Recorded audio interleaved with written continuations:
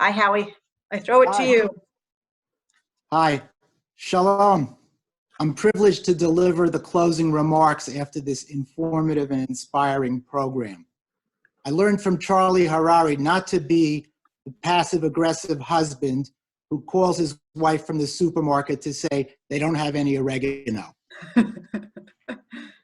As always, Rachel Wolf, Sharon Goldwyn, and our entire professional staff have done a terrific job of planning and executing this event. Congratulations, of course, to the Katz family, and thank you for all your volunteer efforts. As you heard from Professor Marin, Shaare Zedek performed outstandingly in its rapid response to the COVID-19 epidemic. This was in no small part due to the great foresight of Professor Marin, who drilled for this event over a year ago. Great outpouring of compliments have come from all of Jerusalem and all of Israel for Shaare Zedek's fantastic job. I'd like to tell one story that epitomizes the unique greatness of our hospital.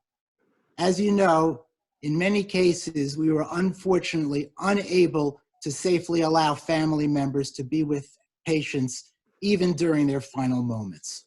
Our medical and nursing staffs always maintain close contact with these families.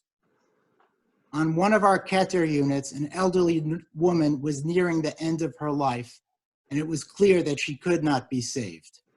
Her daughter received a call from the attending physician who was caring for her mother on that last day. After updating her on her mother's condition, he assured her that he would stay with her mother until the very end. He added that because he was an Arab, he had enlisted the assistance of 2 Jewish nurses to say the Vidui prayer with her mother. Yes, an Arab physician took responsibility for making sure that the Vidui would be said for a dying Jewish patient. At Shaare Zedek, sensitivity to the beliefs and needs of all people is one of our core values. One aspect of Israel's resilience is our ability to put aside our differences during times of crisis. During the COVID epidemic, we had 2 people fighting one virus in one land. Please allow me to share with you information about our current challenges. Unlike most other hospitals in Israel, Shaare Zedek is a private institution.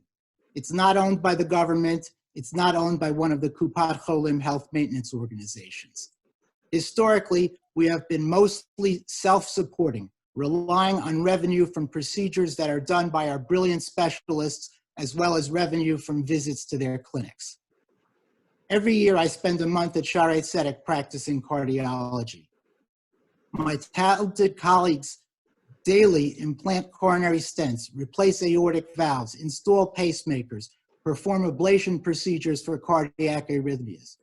All of these procedures economically support the hospital.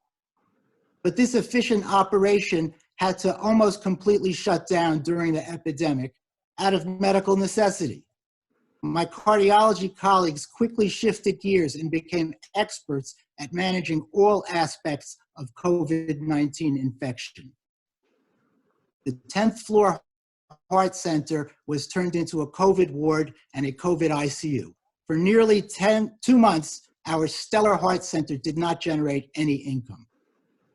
Because it is a well-run institution, Shaare Zedek has thrived and become a world-class teaching hospital, research hospital, and above all, a community hospital. This is especially impressive because Israel's healthcare budget per capita is only half of what it is in the United States. But now we have a problem.